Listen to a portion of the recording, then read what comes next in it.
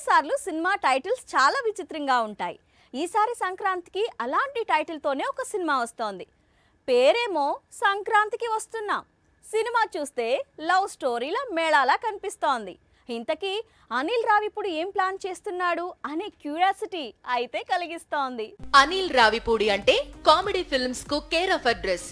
ఇప్పటి వరకు అనిల్ తీసుకొచ్చిన సినిమాలు వాటి టైటిల్ ఆడియన్స్ కు ఈజీగా కనెక్ట్ అయ్యాయి. కానీ ఈసారి సంక్రాంతికి వస్తున్నామనే టైటిల్ పెట్టి వెరైటీగా బాక్సాఫీస్ ముందుకు వస్తున్నాడు ఈ డైరెక్టర్. ముందు రిలీజ్ అయిన గోదారి గట్టు సాంగ్, ప్రస్తుతం ట్రెండింగ్ లోకి వచ్చిన మీనూ సాంగ్ రెండూ కూడా ఇదేదో Venkatesh past and present love stories ను రివీల్ చేసే ప్లాట్ తో తెరకెక్కుతోందని హింట్ ఇస్తోంది. కానీ మూవీకి మాత్రం వెరైటీ టైటిల్ పెట్టాడు.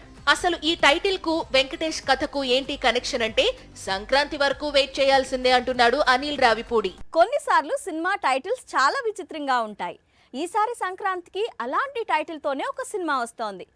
పేరేమో సంక్రాంతికి వస్తున్నాం, సినిమా చూస్తే లవ్ స్టోరీల మేళాలా కనిపిస్తోంది. ఇంతకీ అనిల్ రావిపూడి ఏం ప్లాన్ చేస్తున్నాడు అనే క్యూరియాసిటీ అయితే కలిగిస్తోంది. అనిల్ రావిపూడి అంటే కామెడీ ఫిల్మ్స్ కు కేర్ ఆఫ్ అడ్రస్. ఇప్పటి వరకు అనిల్ తీసుకొచ్చిన సినిమాలు వాటి టైటిల్ ఆడియన్స్ కు ఈజీగా కనెక్ట్ అయ్యాయి. కానీ ఈసారి సంక్రాంతికి వస్తున్నామనే టైటిల్ పెట్టి వెరైటీగా బాక్సాఫీస్ ముందుకు వస్తున్నాడు ఈ డైరెక్టర్. ముందు రిలీజ్ అయిన గోదారి గట్టు సాంగ్, ప్రస్తుతం ట్రెండింగ్ లోకి వచ్చిన మీనూ సాంగ్ రెండూ కూడా ఇదేదో Venkatesh past and present love stories ను రివీల్ చేసే ప్లాట్ తో తెరకెక్కుతోందని హింట్ ఇస్తోంది. కానీ మూవీకి మాత్రం వెరైటీ టైటిల్ పెట్టాడు.